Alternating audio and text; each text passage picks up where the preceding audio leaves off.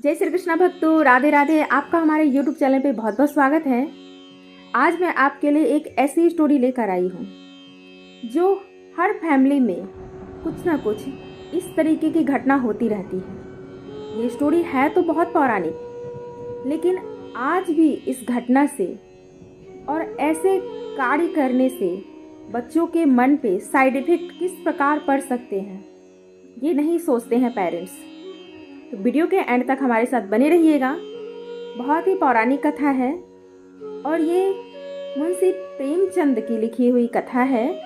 इसमें आज मैं रामलीला सुनाने वाली हूँ, जिसमें कि हर घर में बच्चों के साथ इस प्रकार का व्यवहार होता है। खुद के लिए पेरेंट्स के पास वेश्याओं को देने के लिए पैसे होते हैं, लेकिन बच्चे अगर कुछ अच्छे कार्य के लिए अगर पैसे मांगते हैं तो उनको डांट दिया जाता है, उनको सुना दिया जाता है कि मेरे पास पैसे नहीं हैं, पढ़ाई पे ध्यान दो, तुम्हें ये काम करने की अभी ज़रूरत ही नहीं है। तो पेरेंट्स की नज़र में जो नाच गान करके वेश्याएं पैसे ऐंठती हैं, लेती हैं, उनको 10 की जगह 1000 रुपये लुटा देंगे उनको। लेकिन अगर बच्चों को भागवत भक्ति में अगर मन लग रहा है या कुछ स्पोर्ट्स के लिए, गेम के लिए या पिकनिक के लिए 200 रुपये भी चाहिए, तो उन्हें डांट दिया जाता है कि यह व्यर्थ काम है,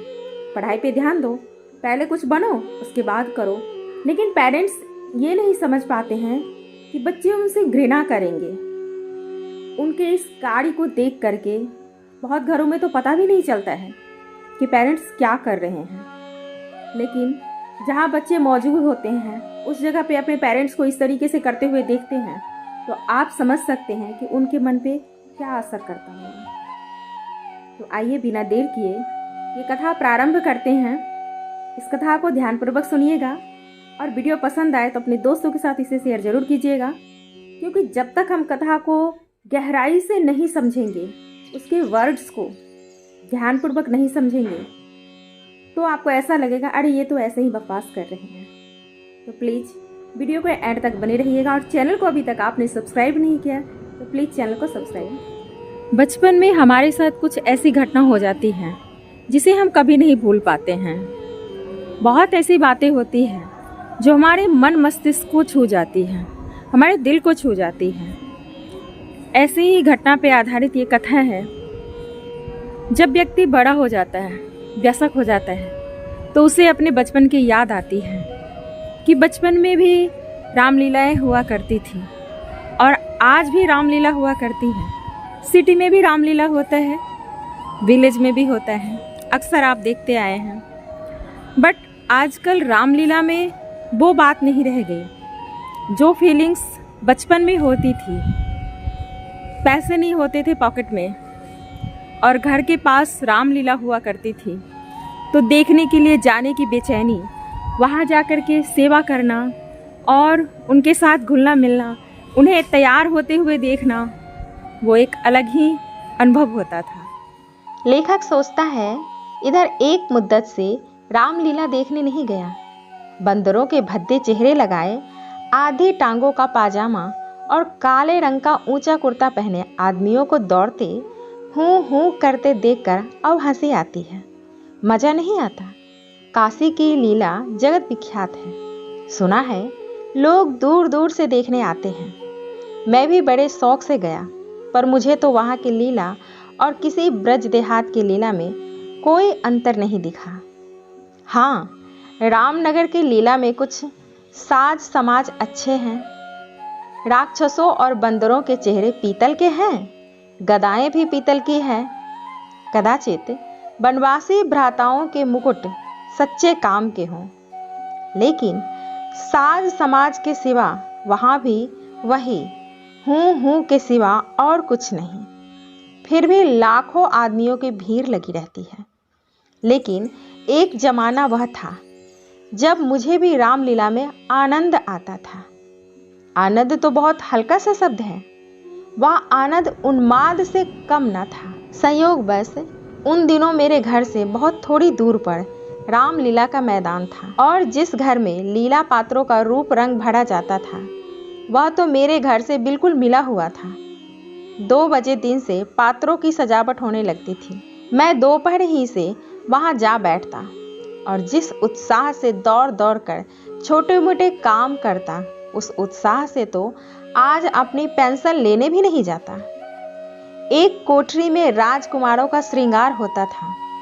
उनकी देह में राम रज पीसकर पोती जाती, मुंह पर पाउडर लगाया जाता और पाउडर के ऊपर लाल, हरे, नीले रंग की बूंदकियां लगाई जाती थी, जो आप अक्सर देखते हैं कि जब सजावट करते हैं तो चेहरे पे किस तरीके से सजाया जाता है। सारा माथा, भौहें, गाल, ढोढ़ी बूंदकियों से रच जाती थी। एक ही आदमी इस काम में कुशल था। वही बारी बारी से तीनों पात्रों का श्रृंगार किया करता था। रंग की प्यालियों में पानी लाना, राम रज पीसना, पंखा झलना, ये मेरा काम था। जब इन तैयारियों के बाद विमान निकलता तो उस पर रामचंद्र जी के पीछे बैठकर मुझे जो उल्लास, जो गर्व, जो रोमांच होता था, वह अब लाट साहब के दरबार में कुर्सी पर बैठकर भी नहीं होता। एक बार जब होम मेंबर साहब ने व्यवस्थापक सभा में मेरे एक प्रस्ताव का अनुमोदन किया था, उस वक्त मुझे कुछ उसी तरह का उल्लास, गर्व और रोमांच हुआ था। हाँ, एक बार जब मेरा ज्येष्ठ पुत्र नायब तहसीलदार में नामजद हुआ, तब भी ऐसी ही तरंगे मन में उठी। अब देखिए क्या कहता है लेखक कि उसका बड़ा पुत्र जब तहसीलदार में उसका नंबर आया था, उसका नाम आया था, तो बहुत मन खुश हुआ था। लेकिन फिर भी इनमें और उस बाल बिहवलता में बहुत अंतर है, क्योंकि जब बचपन में जो खुशी मिलती है छोटी छोटी चीज़ों से, वह बड़े होने के बाद ऐसी मैच्योरिटी आ जाती है कि वो चीज़ नहीं मिल पाती है। तब ऐसा मालूम होता था कि मैं स्वर्ग में बैठा हूँ। निषाद नौका लीला का दिन था। मैं 2-4 लड़कों के बहकाने में आकर गुल्ली डंडा खेलने लगा था। आज श्रृंगार देखने न गया, विमान भी निकला, पर मैंने खेलना न छोड़ा। मुझे अपना दाव लेना था। अपना दाव छोड़ने के लिए उससे कहीं बढ़कर आत्मत्याग की जरूरत थी, जितना मैं कर सकता था। अगर दाव देना होता तो मैं कब का भाग खड़ा होता। इस प्रकार कहता है गुल्ली डंडा के खेल आप जानते ही हैं कि किस तरीके से खेला जाता है, और उसे छोड़ करके वह नहीं जाना चाहता था, क्योंकि दोस्तों के बहकावे में आ गया था। काफी गुंजाइश थी, लेकिन अब इसका मौका ना था। मैं सीधे नाले की तरफ दौड़ा। विमान जल तट पर पहुंच चुका था। वह गेम खेलने के बाद वहां जाता है, लेकिन तब तक विमान जल तट पर पहुंच चुका था। मैंने दूर से देखा, मल्लाह किश्ती लिए आ रहा है। दौड़ा, लेकिन आदमियों के भीड़ में दौड़ना कठिन था। आखिर जब मैं भीड़ हटाता, प्राणपण से आगे बढ़ता गया, घाट तक पहुंचा तो निषाद अपनी नौका खोल चुका। उस व्यक्ति की देख लीजिए क्या भावना थी। रामचंद्र पर मेरी कितनी श्रद्धा थी। अपने पाठ की चिंता न करके उन्हें पढ़ा दिया करता था, जिससे वह फेल ना हो जाए। मुझसे उम्र में ज़्यादा होने पर भी वह नीची कक्षा में पढ़ते थे। है तो कोई व्यक्ति ही, लेकिन रामचंद्र का किरदार निभा रहे थे, इसलिए इनके मन में ज़्यादा श्रद्धा थी। लेकिन वही रामचंद्र नौका पर बैठे इस तरह मुंह फेरे चले जाते थे, मानो मुझसे जान पहचान ही नहीं। लेकिन यह ये नहीं समझता कि उस वक्त वो किरदार निभा रहे हैं। नकल में भी असल की कुछ न कुछ बू आ ही जाती है। भक्तों पर जिनकी निगाह सदा ही तीखी रही है, वह मुझे क्यों उबारते। मैं विकल होकर उस बछड़े की भांति कूदने लगा, जिसकी गर्दन पर पहली बार जुआ रखा गया हो। कभी लपक कर नाले की ओर जाता, कभी किसी सहायक की खोज में पीछे की तरफ दौड़ता कि कोई सहायता कर दे तो मैं रामचंद्र जी के पास उस नौका पे पहुंच जाऊं। पर सब के सब अपनी धुन में मस्त थे। मेरी चीख पुकार किसी के कानों तक न पहुंची। तब से बड़ी बड़ी विपत्तियां झेली, पर उस समय जितना दुख हुआ उतना फिर कभी ना हुआ। मैंने निश्चय किया था कि अब रामचंद्र से ना कभी बोलूँगा, ना कभी खाने की कोई चीज़ दूंगा। लेकिन ज्यों ही नाले को पार करके वह पुल की ओर लौटे, मैं दौड़कर विमान पर चढ़ गया और ऐसा खुश हुआ मानो कोई बात ही नहीं हुई हो। अक्सर सबके मन में भावनाएं इस तरीके के उपज जाते हैं। जब हमारे मन मुताबिक चीज़ें नहीं मिलती हैं तो हम तुरंत दूसरों पे दोष लगा देते हैं और सोचते हैं मैंने इसके लिए इतना कुछ किया और ये है कि मुझे पहचानता ही नहीं। ये सब वयस्क होने के बाद दृढ़ होता जाता है, लेकिन बचपन में, बाल्यावस्था में ऐसा कुछ नहीं होता। बालपन का निश्चल प्रेम होता है। द्वेष तो थोड़ी देर के लिए होगा, लेकिन तुरंत वह द्वेष प्रेम में बदल जाता है। अब देखिए आगे क्या होता है। रामलीला समाप्त हो गई थी, राजगद्दी होने वाली थी, पर ना जाने क्यों देर हो रही थी। शायद चंदा कम वसूला गया था। रामचंद्र की इन दिनों कोई बात भी ना पूछता था। न घर ही जाने की छुट्टी मिलती थी, न भोजन का ही प्रबंध होता था। चौधरी साहब के यहाँ से एक सीधा कोई 3 बजे दिन को मिलता था। बाकी सारे दिन कोई पानी को नहीं पूछता था, लेकिन मेरी श्रद्धा अभी तक ज्यों की त्यों थी। मेरी दृष्टि में वह अब भी रामचंद्र ही थे। घर पर मुझे खाने की कोई चीज मिलती, वह लेकर रामचंद्र को दे आता। अब यहाँ पर लेखक की भावना को आप समझ सकते हैं कि स्टार्टिंग में जिस तरीके से रामलीला की क्रेज रहता है, वैसे जैसे जैसे दिन व्यतीत होते जाता है वो भावना कम होती जाती है। अब राम राज्य की बारी थी, सारी लीलाएं स्टेप बाय स्टेप समाप्त हो गई थी, तो राम जी की कद्र धीरे धीरे कम होने लगी थी।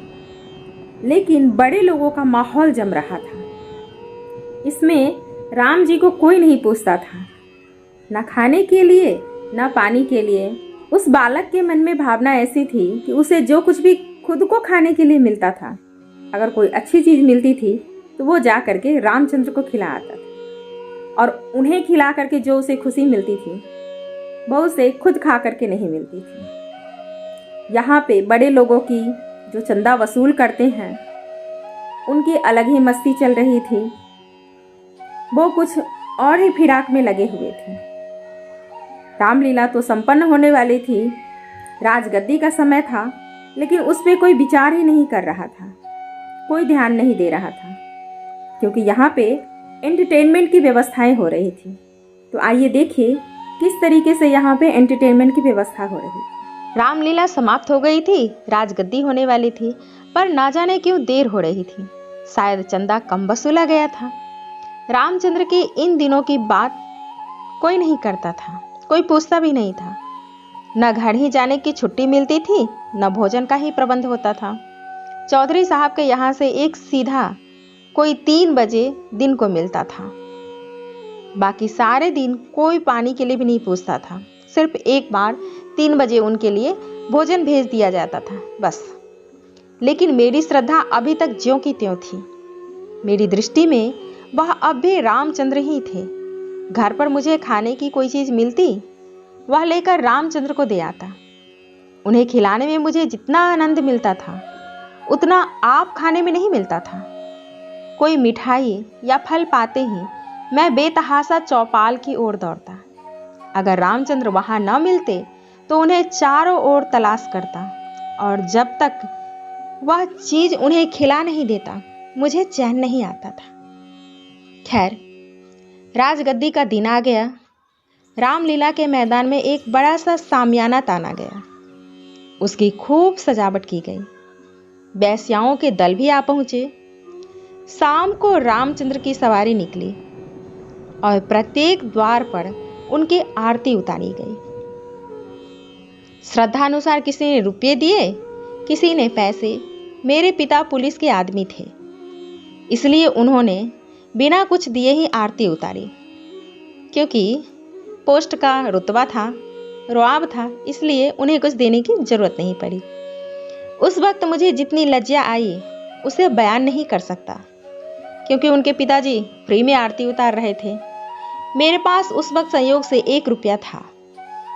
मेरे मामा जी दशहरे के पहले आए थे और मुझे 1 रुपया दे गए थे। उस रुपये को मैंने रख छोड़ा था। दशहरे के दिन भी उसे खर्च न कर सका। मैंने तुरंत वह रुपया लाकर आरती की थाली में डाल दिया। पिताजी मेरी ओर कुपित नेत्रों से देखकर रह गए। उन्होंने कुछ कहा तो नहीं, लेकिन मुंह ऐसा बना लिया जिससे प्रकट होता था कि मेरी इस धृष्टता से उनके रोब में बट्टा लग गया है। रात के 10 बजते बजते यह परिक्रमा पूरी हुई। आरती की थाली रुपयों और पैसों से भरी हुई थी।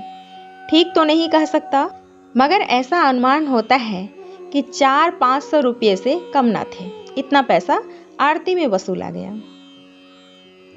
चौधरी साहब इनसे कुछ ज्यादा ही खर्च कर चुके थे। इन्हें इसकी बड़ी फिक्र हुई कि किसी तरह कम से कम 200 रुपये और वसूल हो जाए, और इसकी सबसे अच्छी तरकीब यह है। तो उन्होंने तरकीब निकालना स्टार्ट किया।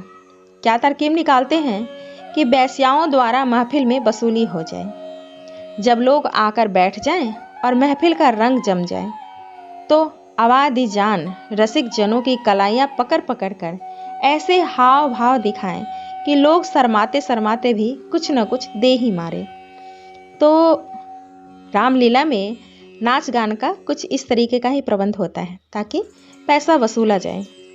भगवान के नाम पे तो लोग बहुत कम ही चढ़ाते हैं, लेकिन जब कमसीन लड़कियां डांस करने के लिए और गले में बाहें डाल करके और गोद में बैठ जाती हैं तो लोग पैसा जरूर लुटा देते हैं उस पे। आबादी जान और चौधरी साहब में सलाह होने लगी। मैंने संयोग से उन दोनों प्राणियों की बातें सुन रहा था। चौधरी साहब ने समझा होगा यह लौंडा क्या मतलब समझेगा, पर यहाँ ईश्वर की दया से अक्ल के पुतले थे। वो ये सोच रहे हैं, बच्चा सोच रहा था, मैं तो सब कुछ समझ रहा था, लेकिन सामने वाले को लग रहा था ये कुछ नहीं समझेगा। सारी दास्तान समझ में आती जाती। अब चौधरी साहब क्या कहते हैं, सुनो आबादी जान, यह तुम्हारी ज्यादती है। हमारा और तुम्हारा कोई पहला साबिका तो है नहीं। ईश्वर ने चाहा तो यहाँ हमेशा तुम्हारा आना जाना लगा रहेगा। अब की चंदा बहुत कम आया है, नहीं तो मैं तुमसे इतना इसरार न करता। आबादी कहती है, आप मुझसे भी जमींदारी चाले चलते हैं क्यों, मगर यहाँ हुजूर की दाल न गलेगी। वाह, रुपये तो मैं वसूल करूं और मूछों पर ताव आप दें। कमाई का अच्छा ढंग निकाला है। इस कमाई से तो वाकई आप थोड़े दिनों में ही राजा हो जाएंगे। उसके सामने जमींदारी झक मारेगी। बस कल ही से एक चकला खोल दीजिए, खुद की कसम माला माल हो जाएंगे। चौधरी ने कहा, तुम दिल लगी करती हो और यहाँ काफिया तंग हो रहा है। तो आबादी क्या कहती है, तो आप भी तो मुझसे उस्तादी करते हैं। यहाँ आप जैसे कईयों को रोज उंगलियों पे नचाती हूँ। अब चौधरी क्या करें, वो बोलते हैं, आखिर तुम्हारी मनसा क्या है। आबादी ने कहा, जो कुछ वसूल करो उसमें आधा मेरा आधा आपका। लाइए हाथ मारिए, हाथ मिलाइए। अब चौधरी ने कहा, यही सही। आबादी, तो पहले मेरे 100 रुपये गिन दीजिए, पीछे से आप असलेट करने लगेंगे, क्योंकि अगर नाच गान नहीं होता तभी उनको बुलाया गया था तो उनकी रेट 100 रुपये थी, क्योंकि अपनी सभी वेश्याओं को लेकर आई थी वो। चौधरी, वह भी लोगी और यह भी।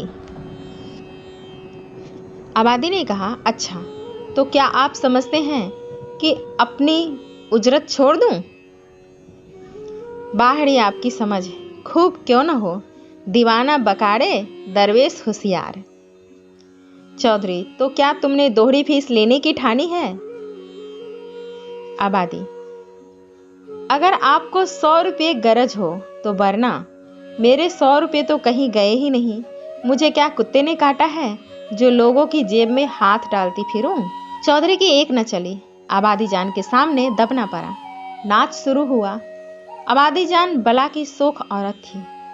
एक तो कमसीन, उस पर हसीन, और उसकी अदाएं तो इस गजब की थी कि मेरी तबीयत भी मस्त हो जाती थी। मतलब बच्चा भी देख करके मोहित होने लगा था। आदमियों के पहचानने का गुण भी उसमें कुछ कम न था। जिसके सामने बैठ गई उससे कुछ न कुछ ले ही लिया। 5 रुपये से कम तो शायद ही किसी ने दिए हों। पिताजी के सामने भी वह बैठी। मैं शर्म के मारे गड़ गया। जब उसने उनकी कलाई पकड़ी तब तो मैं सहम उठा। मुझे यकीन था कि पिताजी उसका हाथ झटक देंगे और शायद दुत्कार भी दें, किंतु यह क्या हो रहा था? हे ईश्वर, मेरी आंखें धोखा तो नहीं खा रही हैं? पिताजी मूंछों में हंस रहे हैं। ऐसी मृदु हंसी उनके चेहरे पर मैंने कभी नहीं देखी थी। उनकी आंखों से अनुराग टपक पड़ता था। उनका एक एक रोम पुलकित हो रहा था। मगर ईश्वर ने मेरी लाज रख ली। वह देखो, उन्होंने धीरे से आबादी के कोमल हाथों से अपनी कलाई छुरा ली। अरे, यह फिर क्या हुआ? आबादी तो उनके गले में बाहें डाल देती है। अब पिताजी उसे जरूर पीटेंगे। चुड़ैल को जरा भी शर्म नहीं। एक महाशय ने मुस्कुराकर कहा, यहां तुम्हारी दाल न गलेगी। आबादी जान, और दरवाजा देखो। बात तो इन महाशय ने मेरे मन की कही और बहुत ही उचित कही, लेकिन न जाने क्यों पिताजी ने उसकी ओर कुपित नेत्रों से देखा और मूंछों पर ताव दिया। मुंह से तो कुछ न बोले, पर उनके मुख की आकृति चिल्लाकर सरों शब्दों में कह रही थी, तू बनिया मुझे समझता क्या है? यहां ऐसे अवसर पर जान तक निसार करने को तैयार है। रुपये की हकीकत ही क्या? तेरा जी चाहे आजमा ले। तुझसे दूनी रकम ना दे डालूं तो मुंह ना दिखाऊं। महान आश्चर्य, घोर अनर्थ। अरे जमीन फट क्यों नहीं जाती? आकाश तो फट क्यों नहीं पड़ता? अरे मुझे मौत क्यों नहीं आ जाती? पिताजी जेब में हाथ डाल रहे हैं। कोई चीज निकाली और सेठ जी को दिखाकर आबादी जान को दे डाली। आह, यह तो असरफी है। चारों ओर तालियां बजने लगी। सेठ जी उल्लू बन गए। पिताजी ने मुंह की खाई। इसका निश्चय मैं नहीं कर सकता। मैंने केवल इतना देखा कि पिताजी ने एक असरफी निकालकर आबादी जान को दी। उनकी आंखों में इस समय इतना गर्वयुक्त उल्लास था, मानो उन्होंने हातिम की कब्र पर लात मारी हो। यही पिताजी हैं जिन्होंने मुझे आरती में 1 रुपया डालते देखकर मेरी ओर इस तरह से देखा था मानो मुझे फाड़ ही खाएंगे। मेरे उस परमोचित व्यवहार से उनके रोब में फर्क आता था और इस समय इस घृणित, कुत्सित और निंदित व्यापार पर गर्व और आनंद से फूले न समाते थे। अब उस वेश्या का काम ही क्या था? उसने अपना पैसा लिया, असरफी लिया और महाशय की तरफ एक प्यारी सी मुस्कान के साथ सलाम करते हुए निकल गई आगे दूसरे कस्टमर के पास। उनका तो यह काम था, लेकिन वह बच्चा देख लीजिए अपने पिताजी के बारे में क्या सोचता था और उनके पिताजी क्या निकले। ये सब देख करके उससे रहा नहीं गया। वो शर्म के मारे धरती में गिरता जा रहा था। उसे ये सब देख करके सहन नहीं हुआ और तुरंत वहां से बाहर निकल आया। बाहर आकर के उसने यही सोचा कि मैं अपनी कोई भी बातें माँ से नहीं छुपाता हूँ, अपनी माँ को सभी बातें बताता हूँ, लेकिन ये बात मैं अपनी मम्मी को कैसे बताऊँ? अपनी माता जी को अगर मैं ये बात बताऊँगा तो पता नहीं उनके हृदय पे कैसी चोट लगेगी। पिताजी के बारे में वो कैसा सोचेंगे। उनके हृदय को चोट न लगे ऐसा सोच करके वह बालक ये बात अपने मन तक ही रख लेता है, अपने तक ही रख लेता है और दिल पे गहरी चोट के साथ बिना कुछ खाए पिए उस रात सो जाता है। सारी रात तबले की आवाज़ आती रही, नाच गान की आवाज़ उसके कानों तक पड़ती रही, क्योंकि उसके घर के पास ही वह महफिल जमी हुई थी। मन में बहुत बेचैनी रहा, लेकिन इसी बेचैनी के साथ वो सो गया। किसी तरह ना जाने कब निंद्रा आ गई।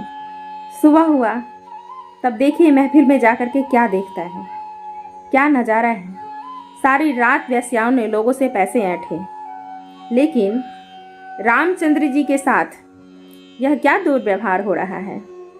ये कैसा व्यवहार कर रहे हैं चौधरी साहब?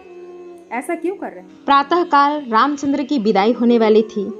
मैं चारपाई से उठते ही आंखें मलता हुआ चौपाल की ओर भागा।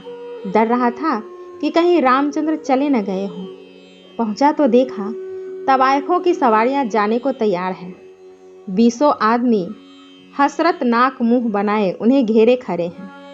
मैंने उनकी ओर आंख तक न उठाई, सीधा रामचंद्र के पास पहुंचा। लक्ष्मण और सीता बैठे रो रहे थे और रामचंद्र खड़े कांधे पर लुटिया डोले डाले उन्हें समझा रहे थे। मेरे सिवा वहां और कोई नहीं था। मैंने कुंठित स्वर में रामचंद्र से पूछा, क्या तुम्हारी विदाई हो गई? रामचंद्र, हाँ, हो तो गई। हमारी विदाई ही क्या, चौधरी साहब ने कह दिया, जाओ चले जाओ। क्या रुपया और कपड़े मिले? अभी नहीं मिले। चौधरी साहब कहते हैं इस वक्त बचत में रुपये नहीं हैं, फिर आकर ले जाना। कुछ नहीं मिला, एक पैसा भी नहीं। कहते हैं कुछ बचत ही नहीं हुई। मैंने सोचा था कुछ रुपये मिल जाएंगे तो पढ़ने की किताबें ले लूँगा, सो कुछ न मिला। राह खर्च भी नहीं दिया। कहते हैं कौन सा दूर है, पैदल चले जाओ। मुझे ऐसा क्रोध आया कि चलकर चौधरी को खूब आड़े हाथे लूं, उसे खूब मारूं।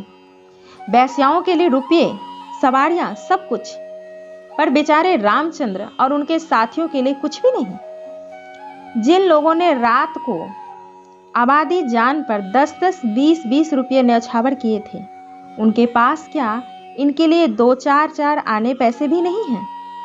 पिताजी ने भी आबादी जान को एक असरफी दी थी। देखो इनके नाम पर क्या देते हैं। मैं दौड़ा हुआ पिताजी के पास गया। वह कहीं तफ्तीश पर जाने को तैयार खड़े थे। मुझे देखकर बोले, कहाँ घूम रहे हो? पढ़ने के वक्त तुम्हें घूमने की सोचती है। मैंने कहा, गया था चौपाल। रामचंद्र विदा हो रहे थे। उन्हें चौधरी साहब ने कुछ नहीं दिया। पिताजी कहते हैं, तो तुम्हें इसकी क्या फिक्र पड़ी है? बेटा कहता है, वह जाएंगे कैसे? उनके पास राह खर्च के भी पैसे नहीं हैं। क्या कुछ खर्च भी नहीं दिया? यह चौधरी साहब की बेइंसाफी है। आप अगर 2 रुपया दे दें तो मैं उन्हें दे आऊं, इतने में शायद वह घर तक पहुंच जाएं। पिताजी ने तीव्र दृष्टि से देखा और कहा, जाओ अपनी किताब देखो, मेरे पास रुपये नहीं हैं। यह कहकर वह घोड़े पर सवार हो गए। दिन से पिताजी पर से मेरी श्रद्धा उठ गई। मैंने फिर कभी उनकी डांट डपट की परवाह नहीं की। मेरा दिल कहता, आपको मुझको उपदेश देने का कोई अधिकार नहीं है। मुझे उनकी सूरत से चिढ़ हो गई। वह जो कहते मैं ठीक उसका उल्टा करता। यद्यपि इससे मेरी हानि हुई, लेकिन मेरा अंतःकरण उस समय विपल्लवकारी विचारों से भरा हुआ था। मेरे पास 2 आने पैसे पड़े हुए थे। मैंने पैसे उठा लिए और जाकर शर्माते शर्माते रामचंद्र को दे दिए। उन पैसों को देखकर रामचंद्र को जितना हर्ष हुआ, वह मेरे लिए आशातीत था।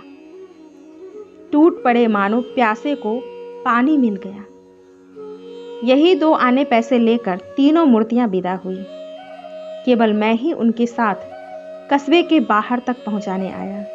उन्हें विदा करके लौटा तो मेरी आंखें सजल थीं, पर हृदय आनंद से उमड़ा हुआ था।